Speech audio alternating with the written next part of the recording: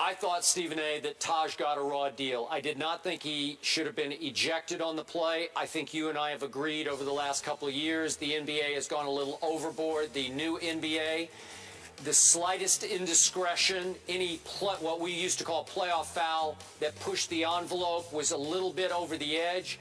Boom, it's either an ejection or it's one of those flagrant ones. And I don't love it because Dellavedo started it with the leg lock. He was the perpetrator. And again, it should have just been another play on, just separate them. But it appeared at first glance like Taj was kicking him when, in fact, he was trying to kick free of him, which he is well within the rules to do. So in the old NBA, that would have been next. And in this NBA, Taj got wrongly ejected. And I did not like it for his sake or for the game's sake, because I don't think the fans loved that he got ejected. I agree with you, Skip. I think that the fans themselves are being screwed over here, because I think this is what the NBA needs to understand. We understand they don't want fisticuffs and stuff like that. But by and large, most of these guys really know how to act. And just because they're getting a little tussle or a shoving match and their adrenaline, elevates, it gets everybody excited. To me, as long as there are no fisticuffs thrown, as long as there's no fisticuff that takes place, it shouldn't be an issue. The fans get cheated when you take guys out of the game like that. That's nothing in the past. It's unnecessary. It's excessive. Stephen A., how do you think the league corrects it, if they can? Because it was clear he was in a leg lock. I think the league should just adopt a mentality that as long as no punches are thrown and people aren't fighting, then you know what? Just because a little tussle takes place and folks have to be restrained, that's not a big deal. That gets us all heightened because we realize how much they care and how hard they're competing, and it gives us the impression that we're getting our money's worth, especially with guys sitting out games during the regular season. I mean, the least you can do is just let them play once playoff time comes. Yeah, it's ridiculous. That leg lock reminded me of all the headlocks that Floyd put on Manny during that fight. You can't leave it just out of bounds. You just got to add one more just before we get out of here, just in case. Just in case. He just lost. He doesn't have time to respond. In case Floyd's watching, just let him know. Okay, we're done. We'll be back tomorrow, 10 a.m. Eastern on ESPN2. Have a good one. Good game last night. LeBron James recorded his 9th career postseason game with at least 35 points, 10 rebounds, and 5 assists. Only Elgin Baylor has more. Cleveland's 106-101 win has the team leading the series 3-2 as it heads back to Chicago for Game 6. LeBron James on the win. We know it's going to be some games where it's going to be physical. And for me, my message to my guys, just play basketball. I think we had a crack at it. We just didn't execute right.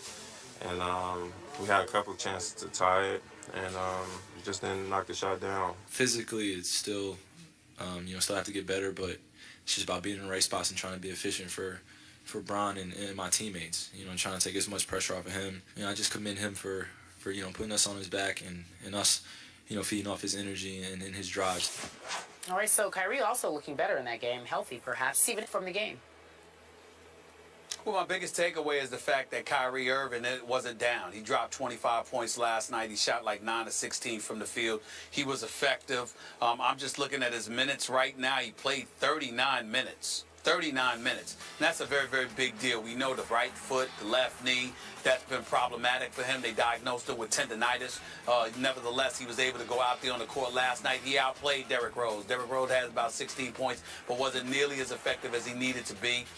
Jimmy Butler really, really showed up. Even though LeBron dropped 38 and 12, he's LeBron. When he's in that kind of attack mode, there's little to nothing that anybody can do because he's the best player in the world.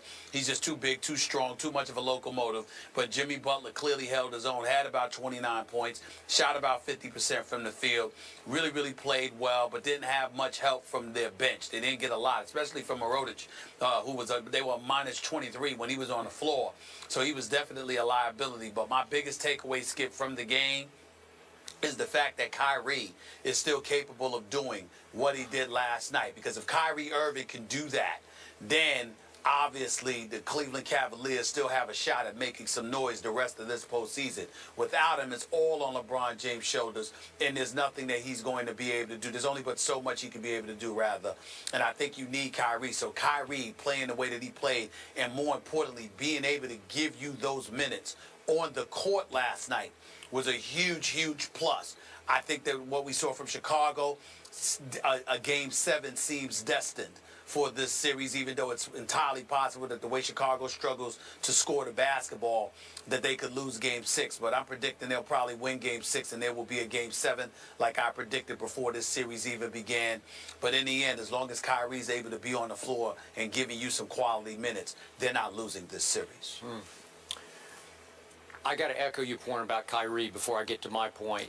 He experienced some minor miracles of healing in both his foot and his knee because he looked pretty mobile. I mean, that was pretty impressive. I'm not sure how he pulled that off, but to hit 9 out of 16 shots was absolutely crucial. And I want to, again, applaud LeBron James. He was so much more efficient last night. That was a great game that he played to score 38 on only 24 shots. That's 14 out of 24. That's the flip side of what happened in Game 4 when he had 8 turnovers in that game last night. The key stat of the night, 0. LeBron James had 0 turnovers, and my hat is off to you, LeBron, for that because you gave up 8 trips the last game. 8 times you gave the ball back to Chicago. Seven before that. And 7. Well, he was averaging 6 a game for 4 games, and all of a sudden he has a 0 game in a crucial game. You've got to win that game to hold serve. Now, my punchline, my bottom line here is, I thought the Cavaliers were extremely lucky to win this game. At halftime, it looked like they were about to kill Chicago's will. Chicago was 0 for 9 from 3, and it looked like a blowout in the making. And if they had run Chicago off the floor, they might have run them psychologically completely out of the postseason because Game 6 could be a foregone conclusion. But they let them creep back in the game, and that was despite Stephen A. The fact that Derrick Rose made 5 of his first 7 shots in the game, then he suffered another one of those stingers in his shooting arm, and you realize in the 4th quarter, Derrick Rose went 0 for 6, and he missed, I think, his last 11 shots. So you're doing it in spite of your superstar, Derrick Rose, and you're still hanging in a game that's a 2-point game with a minute left, and LeBron got away with a push-off offensive foul. He got called for 3 of them last time, or 2 of them on the push-offs in Game 4. But he should have been called for the foul on Dunleavy, and then LeBron did make up for it, or helped make up for it, by going the length of the court for the chase-down block on Derrick Rose. Derrick Rose really looked limited. And LeBron, he didn't fingertip block it. He blocked it with his wrist. That's how high up he got on Derrick Rose, who was shooting it sort of from the ground. But my point is, they were fortunate to win. I think they gave the Bulls life and new hope. And so now I'm starting to lean back toward you. I think the Bulls are going to feel pretty good about winning Game 6 at home and forcing a Game 7 back in Cleveland. Totally agree with you. I just think that the Bulls are going to be fiery. They lost Game 4. I just think that the way they defend and the fact that they came back and fought back and almost, I mean, they were down by 3 points, you know, in the last minute. I mean, they came back. They were in this game. They fought and fought and fought, and they just didn't have enough at the very, very end. I think they will on their home turf in the Game 6. I think that Cleveland, as Chicago puts its foot on the gas, I think that Cleveland will step back and try to conserve itself a little bit, or preserve themselves for Game 7 because of Kyrie. If Kyrie were 100%, they'd probably put the nail in the coffin in a Game 6.